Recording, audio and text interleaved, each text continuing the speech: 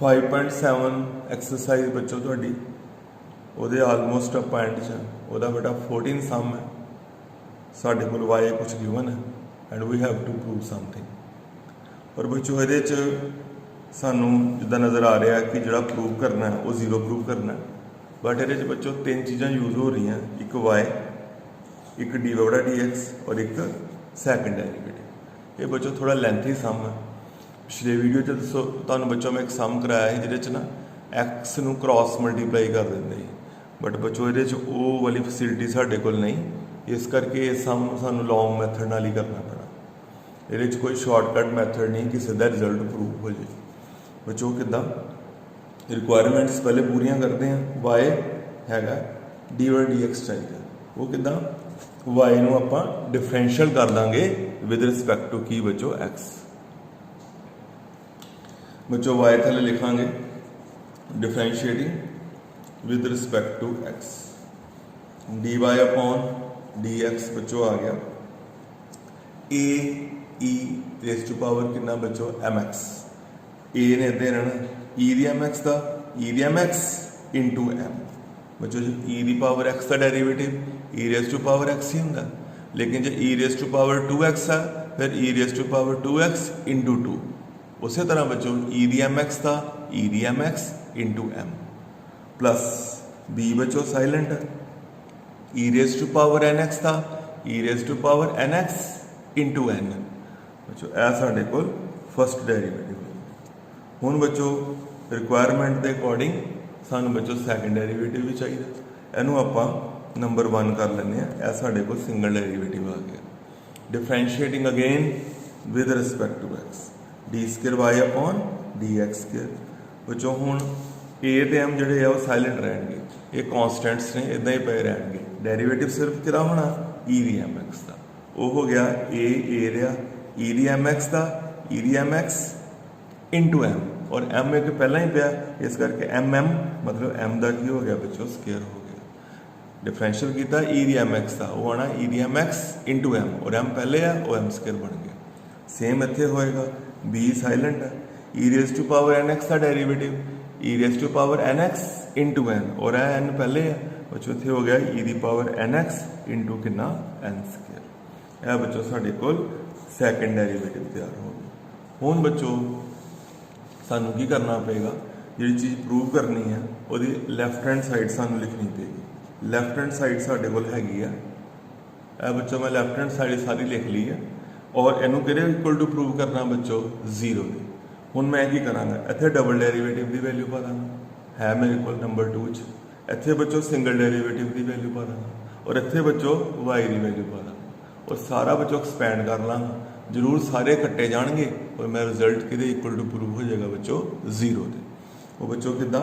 पहले मैं double derivative लिख रहा a e m x into m square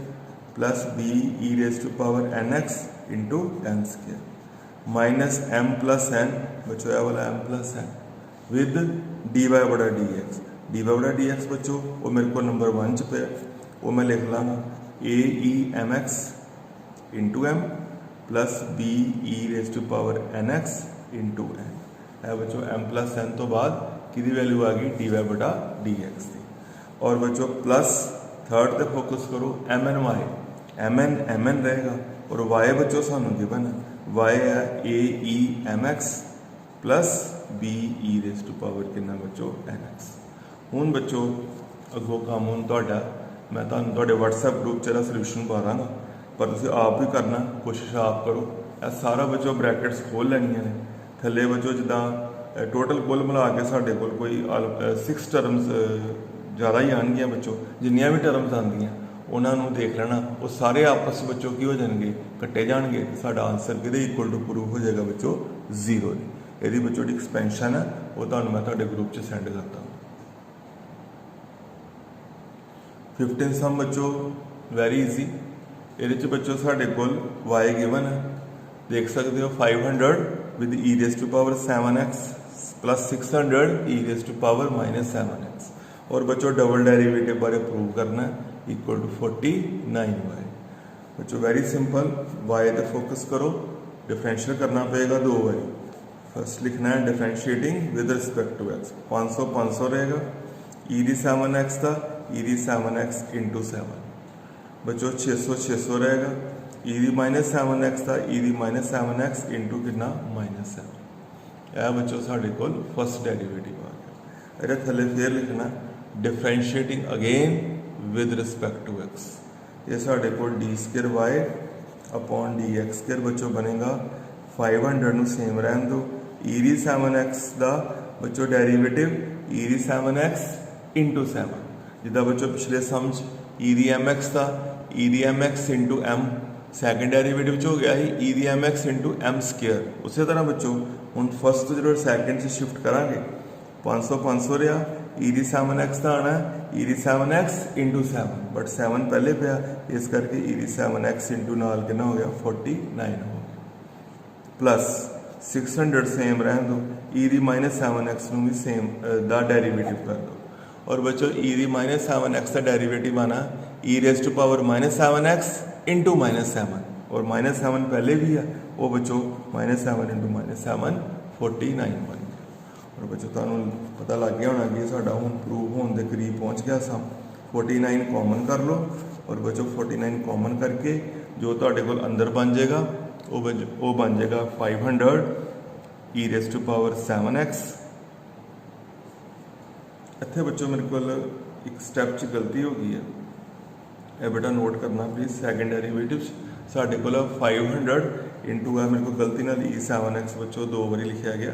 एक बार फिर देख लो। First derivative e the 7x into 7 as part which e the -7x into -7 जो सैकेंड टाइम करांगे 500 सेम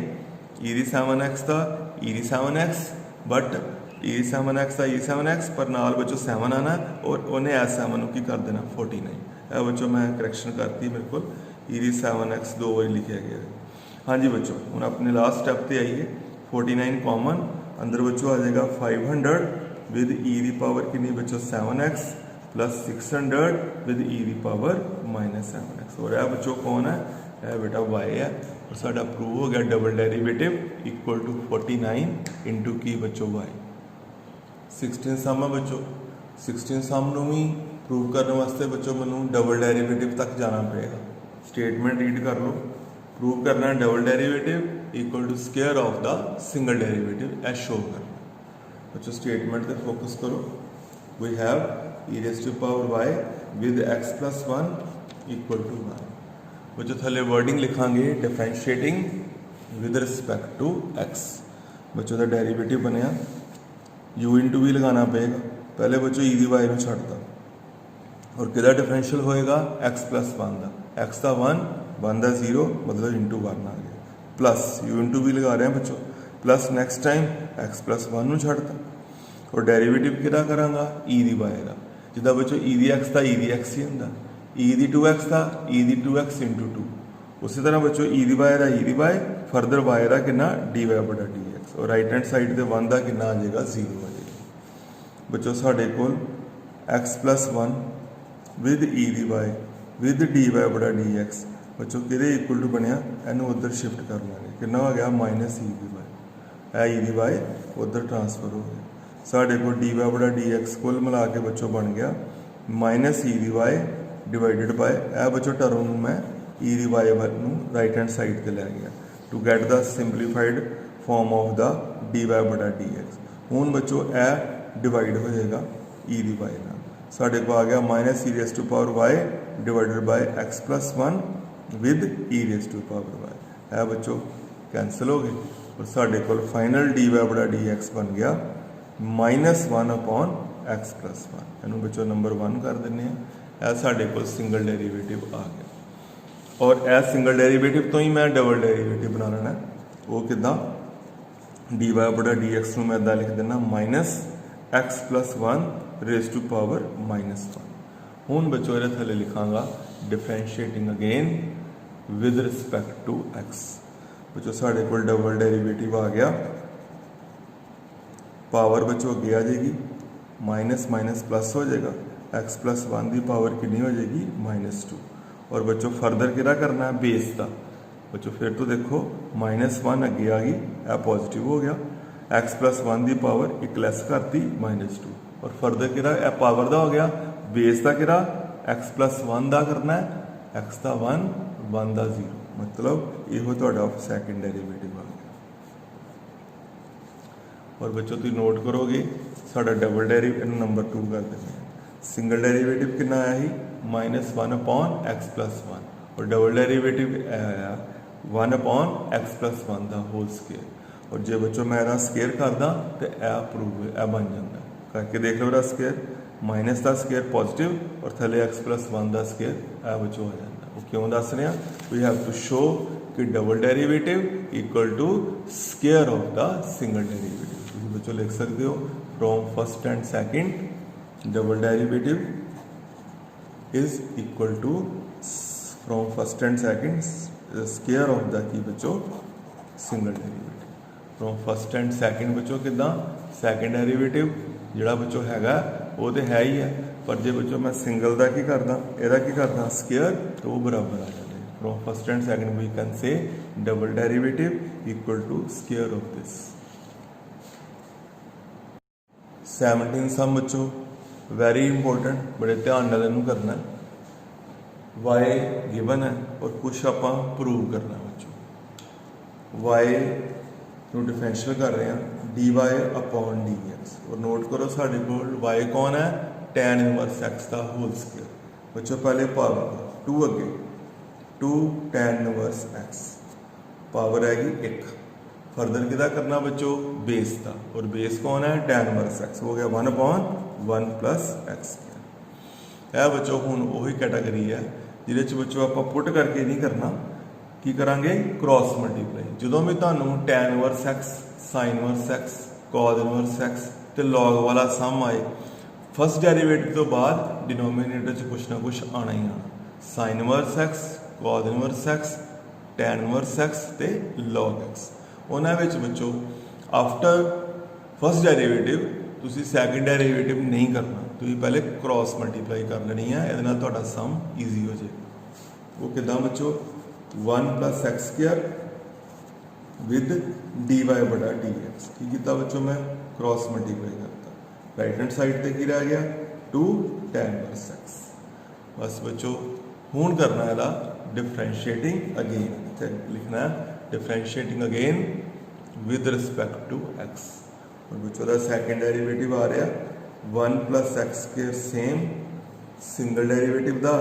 डबल हो गया डी स्केयर वाई बटा d x square plus d y बटा डी एक्स सेम और इंटू कितना बच्चों 2x आ जाए।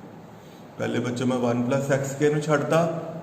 डी वाई बटा डी एक्स का डबल हो गया प्लस अगली बार डी बटा डी एक्स में छड़ता इंटू 2x आ गया और राइट हैंड साइड से बच्चों 2 अपॉन 1 प्लस एक्स स्केयर आ गया। वो कितना बच्चों टैन इनवर्स एक्स का तुहानूं पता ही है 1 अपॉन 1 प्लस एक्स स्केयर होंदा। बस बच्चों वो साडी लास्ट स्टेज है क्रॉस मल्टीप्लाई कर दोगे तो तुहाडा जिहड़ा रिजल्ट है वो प्रूव हो जाएगा। वो देखो बेटा कितना 1 प्लस एक्स स्केयर नूं लैफ्ट हैंड साइड से मल्टीप्लाई किया इत्थे बन गया 1 plus x square into 1 plus x square इत्थे स्केयर आ जाएगा बाकी सेम प्लस 2x नाल कौन आ गया 1 plus x square with d y बटा डी एक्स और इक्वल टू ओनली बच्चों कितना 2। यो साडा बच्चों प्रूव करने वाला रिजल्ट सीगा। ਇਹੋ चीज़ आपां प्रूव करनी।